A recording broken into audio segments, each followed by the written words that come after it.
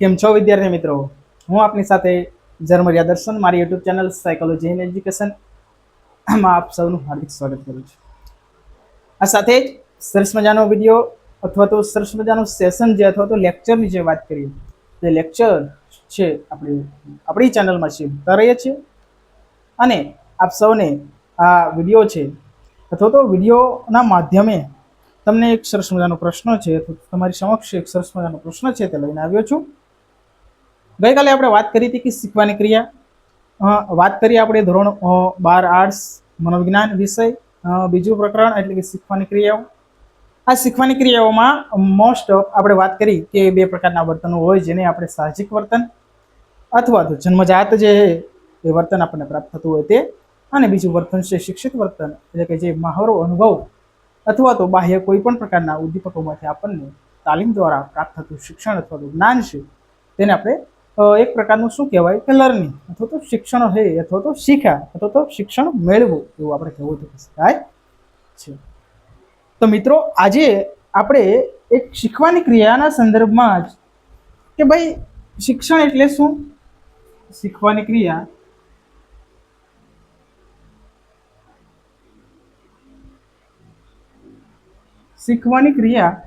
એના સંદર્ભમાં આપણે વાત કરીએ કે શિક્ષણ એટલે શું, બરોબર ને? શિક્ષણ એટલે શું?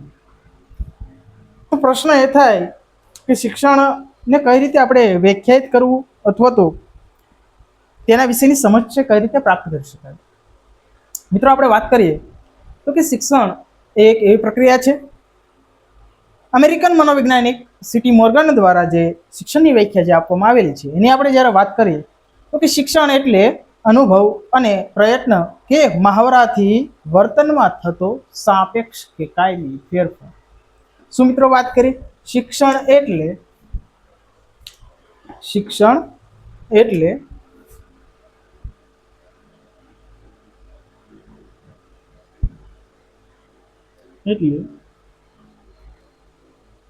અનુભવ કે પ્રયત્ન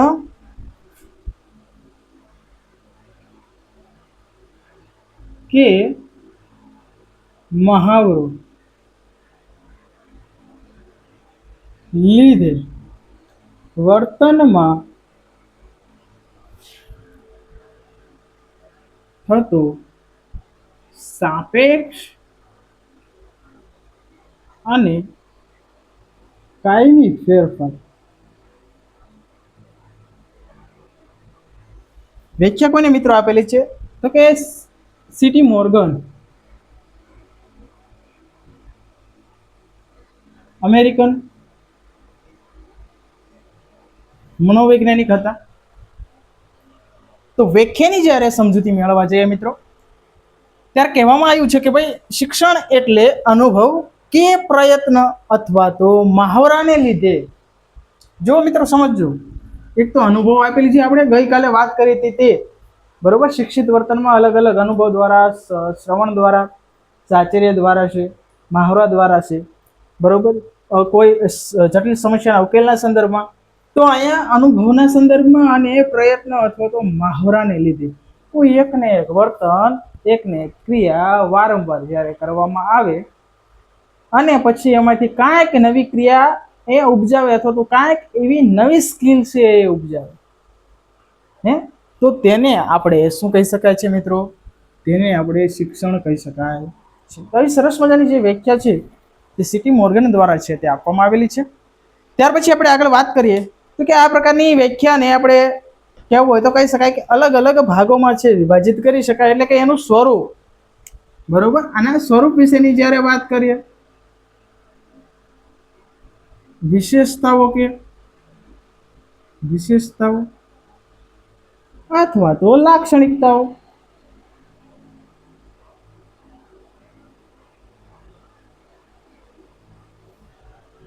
આ પ્રકારનો પ્રશ્ન પણ પરીક્ષામાં પૂછાઈ શકે છે કે નીચેનામાંથી કઈ શિક્ષણની એક લાક્ષણિકતા છે અથવા તો નીચેનામાંથી કઈ એક લાક્ષણિકતાનો સમાવેશ થતો નથી.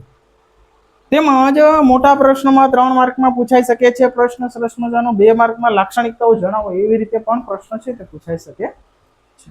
ત્યાર પછી વાત કરીએ તો કે આ લાક્ષણિકતાઓના સંદર્ભમાં કેવા મુદ્દાઓ હોય છે, કે તો ગમે ત્યારે આપણે યાદ રાખવાનું કે કોઈ પણ સ્વરૂપ હોય, વિશેષતાઓ હોય કે લાક્ષણિકતાઓ હોય, એ કોઈ પણ બાબત છે એ હંમેશા વ્યાખ્યા ઉપરથી ઉતરી આવતી. શેના ઉપરથી મિત્રો? વ્યાખ્યા ઉપરથી. તો આ પહેલો મુદ્દો છે કે શિક્ષણ એ કેવી બાબત છે? શિક્ષણ એ અનુભવ, મહાવરા કે પ્રયત્નોનું પરિણામ. અનુભવ,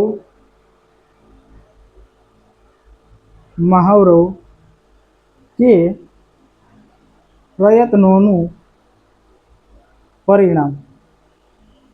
બરોબર? અનુભવ, મહાવરો કે પ્રયત્નોનું પરિણામ છે. તો મનોવૈજ્ઞાનિક દ્રષ્ટિકોણે જ્યારે આ મુદ્દાને સમજવા જઈએ ત્યારે આપણે એ પણ સમજવું જોઈએ કે કઈ રીતે. તો જ્યારે આપણને પાઠ્યપુસ્તકમાં કહેવામાં આવેલું છે કે ભાઈ કઈ રીતે, તો કે અનુભવ, મહાવરો કે પ્રયત્નનું પરિણામ, એટલે કે અગાઉ આપણે જોયું કે પ્રાણી કે માનવના જે કંઈ વર્તનમાં થતા ફેરફારો થાય છે, તે ફેરફારોમાં જોવા મળતો તેનો અનુભવ, તાલીમ કે મહાવરાને કારણે ન થાય તો તેને સંપાદિત શિક્ષણ ન કહી શકાય, એટલે શીખેલ વર્તન ન કહી શકાય. શું વાત કરવામાં આવેલી છે? તો એને કેવું વર્તન કહી શકાય? તો એને શું કહી શકાય? તો કે સાહજિક વર્તન કહી શકાય. એને કેવા પ્રકારનું વર્તન કહી શકાય? એને સાહજિક વર્તન કહી શકાય. તો વાત કરેલી કે એવું વર્તન કે જે મહાવરા, પ્રયત્ન કે કહેવાય ને કે અનુભવ દ્વારા છે પ્રાપ્ત થતું હોય, એવા શિક્ષણને આપણે સંપાદિત શિક્ષણ અથવા તો શિક્ષિત વર્તન જે કહી શકીએ છીએ. બરોબર? તો એક પહેલો મુદ્દો આમાં એ થયો કે શિક્ષિત વર્તન તરીકે પણ, સંપાદિત શિક્ષણ તરીકે પણ ઓળખાય છે. જો વર્તનમાં થતું પરિવર્તન પરિપક્વતા, થાક, રોગ કે ઈજાને કારણે જોવા મળતું હોય તો વિજ્ઞાનની જે કે પરિભાષા અને જે તે શિક્ષણ છે અથવા તો એ પરિભાષાને આધારે તેને શિક્ષણ કહી શકાય નહીં. શું મિત્રો વાત કરેલી છે કે વર્તનમાં થતું પરિવર્તન, પરિપક્વતા, થાક, રોગ કે ઈજાને કારણે જોવા મળતું હોય. યાદ રાખજો મિત્રો, પરિપક્વતા એક કેવું બાબત છે? તો વૃદ્ધિ અને વિકાસના સંદર્ભમાં અને પરિપક્વતાનો આપણે લેક્ચર છે અથવા તો સેશન છે, સરસ મજાનો પ્રશ્ન મૂકેલો છે. તો પરિપક્વતા એક એવી બાબત છે કે જીવંત પ્રાણીઓના કહેવાય ને કે એવો કુદરતી વિકાસ, કુદરતી પ્રક્રિયા થકી થતો સંપૂર્ણ વિકાસ, જેને આપણે પરિપક્વતા કહી શકીએ. જ્યારે વિકાસ કોને કહી શકાય? તો કે પ્રમાણાત્મક ફેરફારની જગ્યાએ ગુણાત્મક ફેરફાર છે. બરોબર? તેમજ એ ક્રમિક પ્રક્રિયા છે, સતત ચાલતી પ્રક્રિયા છે. આ હે એ વિકાસ. વૃદ્ધિ તો કે અમુક સમય અટકી જાય છે. તો વગેરે બાબત છે એને આપણે જોઈએ. અને પરિપક્વતાના સંદર્ભમાં જ્યારે કહેવામાં આવેલું છે કે જે માની લો કે બાળક છે, પરિપક્વતાના સંદર્ભમાં આપણે એક્ઝામ્પલ લઈએ, બાળક છે તો જન્મતાની સાથે બાળક ચાલતું નથી. જ્યારે બાળકને આપણે કહેવાય 2.5 વર્ષ અથવા તો 3 વર્ષનું થાય ત્યાં સુધીમાં સંપૂર્ણ રીતે સરસ રીતે ચાલતા શીખી જતું હોય છે. તો એ 2.5 વર્ષ અથવા તો 3 વર્ષે એ ચાલતા શીખે તો એ ચાલતા શીખવું એ કોઈ શિક્ષણ નથી, એ કોઈ પણ પ્રકારનું શિક્ષણ નથી. પણ હા, કોમ્પિટિશનમાં ઝડપથી ચાલવાની સ્પર્ધા હોય અને એ એક અમુક ચોક્કસ પ્રકારની પ્રેક્ટિસ કરે. યાદ રાખજો મિત્રો, આ સરસ મજાનો ભેદ છે કે કોમ્પિટિશન હોય અને ઝડપથી ચાલવાની પ્રેક્ટિસ કરે અને સતત પુનરાવર્તન કરે ને એવી પ્રેક્ટિસ કરે, પોતાના સ્નાયુઓ એટલા સ્નિગ્ધ કરી નાખે, એટલા જટિલ કરી નાખે અને ઝડપથી ચાલવાની ક્ષમતા કેળવી લે છે. તો મિત્રો આને શું કહીશું આપણે? શિક્ષણ કહી શકાય. આને શું કહી શકાય? શિક્ષણ કહી શકાય. અહીંયા એ બાબત કીધેલી કે પરિપક્વતાના સંદર્ભમાં જે ઉંમરે જે બાબત થવાની છે, બરોબર, એ બાબત છે એને આપણે શિક્ષણ કહી શકાય. ત્યાર પછી વાત કરીએ થાક. કોઈ પણ વ્યક્તિ છે કોઈ પણ કાર્ય કરે અને પછી થાકી જાય, બરોબર, અને થાકને લીધે એનામાં કોઈ પણ પ્રકારના મનોશારીરિક જે પરિવર્તનો જોવા મળે છે, મનોશારીરિક પરિવર્તનોને કારણે એની કોઈ ક્રિયા કૌશલ્ય વર્તન ઉપર, તો કારક વર્તન ઉપર છે કોઈ ક્ષતિ જોવા મળે છે અથવા તો ઓછાપો જોવા મળે છે, તો તેને આપણે શું કહી શકાય છે? તેને આપણે છે એ શિક્ષણ કહી શકાતું નથી. વાત કરીએ મિત્રો આગળ કે રોગ કે ઈજાને કારણે.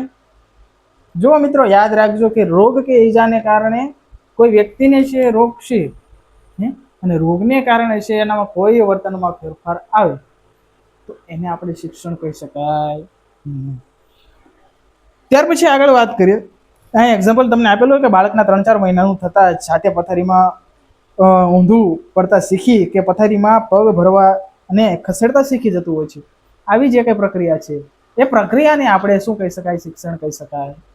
રોજિંદા અથવા તો રોજિંદી ભાષામાં છે જે કંઈ બાળક છે એ બાળક ઊંધું પડતા શીખી ગયું કે પથારીમાં ખસતા શીખી ગયું તેવું કહીએ છીએ, પરંતુ બાળકે આ ક્રિયા જે કરેલી છે અથવા તો આ પરિવર્તન છે તેના શારીરિક પરિપક્વતાને કારણે જોવા મળતું હોવાથી મનોવિજ્ઞાન તેને શિક્ષણ તરીકે સ્વીકારતું જ નથી. કીધું ને કે ભાઈ જે તે સમયે જે વસ્તુ એનામાં ફેરફાર થવાની છે ને એ ઓટોમેટિક છે, એ એના ડેવલપમેન્ટનો એક ભાગ છે, તો તેને શિક્ષણ ન કહી શકાય. પણ જેમાં તે વ્યક્તિ છે એ કોઈ કુશળતા પ્રાપ્ત કરશે મહાવરો દ્વારા અથવા તો કોઈ ટ્રેનિંગ દ્વારા અથવા તો પોતાના અનુભવથી વારંવાર એ કુશળ બનશે, તો એને શું કહી શકાય? તેને શિક્ષણ કહી શકાય. આ જ પ્રમાણે ખૂબ જ ચાલવાની કે દોડવાની પગ લથડવા માંડે તો આપણે કહેવાય ને લથડિયા ખાતા શીખી ગયા તેમ કહેતા નથી, કારણ કે આપણે જાણીએ છીએ કે પગના સ્નાયુઓની શક્તિ થોડા સમય માટે એ ઘટી જવાથી પગ આડાઅવળા થાય છે. તે જ રીતે પગનું હાડકું તૂટી જવાથી લંગડાવવાની ક્રિયા હોય કે કેફી દ્રવ્યને કારણે વર્તનમાં થતા કોઈ ફેરફાર હોય જોવા મળતા હોય તો તેને આપણે શિક્ષણ કહી શકાય નહીં. તો કેવો સરસ મજાનો ભેદ આપણને આપેલો છે કે ભાઈ કઈ બાબત? તો કે જે બાબત છે કે અનુભવ, મહાવરો અને પ્રયત્નો દ્વારા જે પ્રાપ્ત થાય, જે વર્તન કૌશલ્યમાં ઉપજે તેને આપણે શું કહીશું? શિક્ષણ. પણ કોઈ એવી બાબત છે કોઈ પરિપક્વતાના સંદર્ભમાં હોય, કોઈ થાકના સંદર્ભમાં હોય, બરોબર, અહીંયા યાદ રાખીએ ઓપોઝિટ કે કોઈ પરિપક્વતા, થાક અથવા તો કોઈ પણ એવી માંદગી કે રોગ હોય અને પછી એના વર્તનમાં કોઈ ફેરફાર થાય તો તેને આપણે શું કહી શકાય? શિક્ષણ કહી શકાય. મિત્રો યાદ રાખીએ. ત્યાર પછીનો બીજો જે પ્રશ્ન અથવા તો જે પ્રશ્નના સંદર્ભમાં આપણે સ્વરૂપનો જે મુદ્દો લઈએ તો કે વર્તનમાં થતું પરિવર્તન. અહીંયા આપણે જોવો કે કાયમી ફેરફાર શેમાં? તો કે વર્તનમાં જ હોય ને, બરોબર. અહીંયા વાત કરી ને વર્તનમાં થતો સાપેક્ષ અને કાયમી ફેરફાર, તો અહીંયા એ લખી શકાય વર્તનમાં થતો સાપેક્ષ અને કાયમી ફેરફાર. બીજો મુદ્દો મિત્રો કે ભાઈ એકવાર શીખી ગયા પછી આજીવન એને શીખવાની જરૂરિયાત પડતી હોતી નથી. એકવાર સાયકલ ચલાવતા શીખી ગયા પછી એને ફરીથી ચલાવતા શીખવી પડતી હોતી નથી. એકવાર આપણે ટાઈપિંગ કરતા શીખી ગયા અને ફરીવાર ટાઈપિંગ કરતા શીખવું પડતું હોતું નથી. એકવાર આપણે ઇલેક્ટ્રિક કામ શીખી ગયા એટલે ફરીથી એમાં કોઈ પણ પ્રકારનું છે આપણે શીખ અથવા તાલીમ લેવી પડતી હોતી નથી. પણ હા, એ વસ્તુમાં વધુ ડેવલપમેન્ટ કરવા માટે, વધુ સારી કુશળતા મેળવવા માટે આપણે વારંવાર આપણા અનુભવમાં આવતી બાબત છે આપણને શીખવતી રહેતી હોય છે અને આપણે એમાં એક સમયે પારંગતતા છે એ પ્રાપ્ત કરી લેતા હોય છીએ. તો બીજો મુદ્દો છે કે વર્તનમાં થતું પરિવર્તન. યાદ રાખો મિત્રો કે કોઈ પણ બાબતનું શિક્ષણ છે ત્યારે જ કહેવાય કે જ્યારે પહેલા જે વર્તન હતું તેમાં પરિવર્તન જોવા મળતું હોય. દાખલા તરીકે તમે કોઈ સાયકલ ચલાવતા શીખો છો તો પહેલા તમને નથી આવડતું, બરોબર, પહેલા તમને ચલાવતા આવડતું ન હતું, પછી તમે ચલાવતા ધીમે ધીમે કરીને શીખ્યા, તો પહેલા નહોતું આવડતું અને હવે છે તે આવડી ગયું. તો આવડી જવું એટલે કે વર્તનમાં થયો ફેરફાર, એટલે કે થયું પરિવર્તન. દાખલા તરીકે બાળકને જ્યારે પહેલી વાર સાયકલ ચલાવતા આવડતું ન હોય એટલે જેવો સાયકલ પર બેસી સાયકલ ચલાવવાનો પ્રયત્ન કરતો હોય છે ત્યારે તે પડી જાય છે. આમ તો આપણે પણ તમે જોતા હોઈશો કે બાળપણની એવી ઘણી બધી યાદો હોય કે જે આપણે કહેવાય ને કે ટાયર લઈને છે તે ફરતા હોઈએ છીએ. તેમજ સાયકલ જ્યારે શીખવાનો સમય આવે છે અથવા શીખતા હોઈએ છીએ ત્યારે આપણે આંટીઓ ચડાવીને શીખવાનો પ્રયત્ન કરતા હોઈએ છીએ. પછી આપણે દાંડિયા ઉપર બેસીને શીખવાનો પ્રયત્ન કરતા હોય છે. ઘણી બધી વાર એવું થાય પહેલી વાર આપણે પેડલ ઉપર જ ધ્યાન રહેતું હોય, ઘણી વાર એવું થાય આગળ ધ્યાન રાખવા જોઈએ ત્યારે પેડલ મારવા પણ આપણે ભૂલી જતા હોઈએ છીએ. તો આવી બધી જ જે સમસ્યાઓ છે એ સ્ટેપ બાય સ્ટેપ આપણા વર્તન છે અથવા તો આપણું માઇન્ડ છે એને ધીમે ધીમે કરીને યાદ રાખતું જાય છે. યાદ રાખવાની સાથે સાથે એ શીખતો પણ જતું હોય છે અને એકવાર એવો સમય આવે છે કે એને કોઈ પણ જગ્યાએ ધ્યાન રાખ્યા વગર પણ એ સરળતાથી એ સાયકલ ચલાવી લેતો હોય છે. તો આવી જે બાબત છે કે આમ વારંવાર પ્રયત્ન કરતા કરતા તેને ધીરે ધીરે સાયકલ પર બેલેન્સ રાખતા અને પેડલ મારવા સાથે આગળ વધતા આવડી જતું હોય છે. વારંવાર આવા મહાવરાથી સાયકલ ચલાવી શકતો હોય છે. આમ આ સાયકલનું ઉદાહરણ છે શિક્ષણ એ વર્તનમાં થતું પરિવર્તન છે એવું આપણે સ્પષ્ટ કહેવું હોય તો કહી શકીએ છીએ.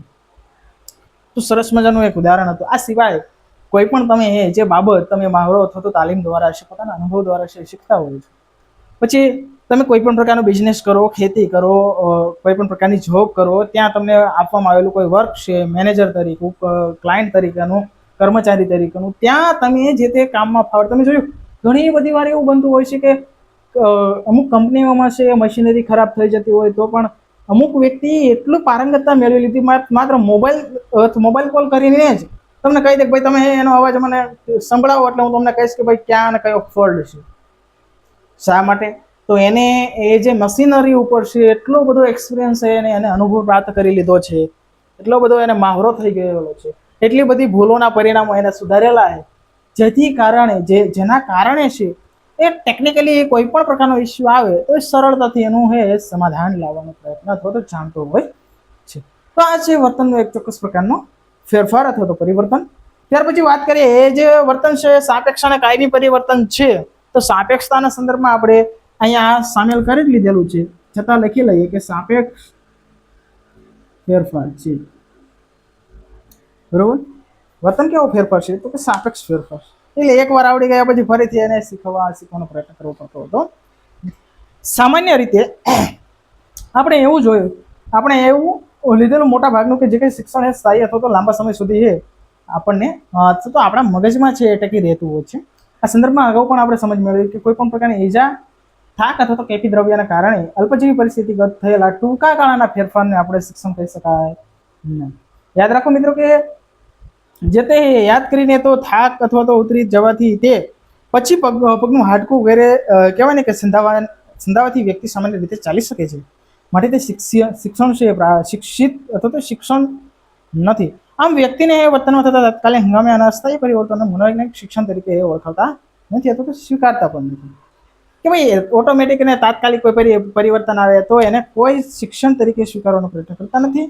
યાદ રાખો, કોઈ એવો બાબત હોય કે એની પાછળ એવા કોઈ ઘટકો જવાબદાર હોય જેના માટે આપણે કહીએ મહાવરો, તાલીમ અથવા તો અનુભવ, અને એના થકી જો પરિવર્તન જે આવે છે તેને જ આપણે શિક્ષણ કહેવું તો કહી શકાય છે. અને આ એવા પ્રકારનું શિક્ષણ હોય દીર્ઘકાલીન અને સાપેક્ષ અને કાયમી હોય છે, તેવા પરિવર્તનને જ શિક્ષણ તરીકે ઓળખવામાં આવે છે તો સ્વીકારવામાં આવે છે. આગળના ઉદાહરણ પરથી સમજીએ કે બાળક છે જ્યારે સાયકલ ચલાવે છે અને ઘણા બધા પ્રયત્નો પછી સાયકલ ચલાવતા શીખી જાય છે, પડે છે, દોડે છે, ઘણા બધા દિવસો સુધી મહાવરો કરે છે અને સાયકલ ચલાવતા શીખી લેતું હોય છે. તો સાયકલ ચલાવતા શીખી લે છે એ એક પ્રકારનો સાપેક્ષ ફેરફાર છે કહી શકાય છે. તો આજનો વિષય અથવા તો જે લેક્ચર આપણે કહેવાય ટૂંકમાં આવ સરળ અને સમજૂતી સાથે જ્યારે આપણે સમજવાનો પ્રયત્ન કરીએ તો એના આપણે વાત કરીએ તો શિક્ષણ એટલે શું અને શિક્ષણની વ્યાખ્યા, શિક્ષણનો અર્થ, આમ જોવા જઈએ તો શિક્ષણની વ્યાખ્યા અને અર્થ અને એના સ્વરૂપ વિશેની આપણે ટૂંકમાં માહિતી અથવા સમસ્યા પ્રાપ્ત કરી. આ સાથે મને સાંભળવા બદલ આપ સૌનો ખૂબ ખૂબ આભાર. Thank you. જય હિન્દ, જય ભારત.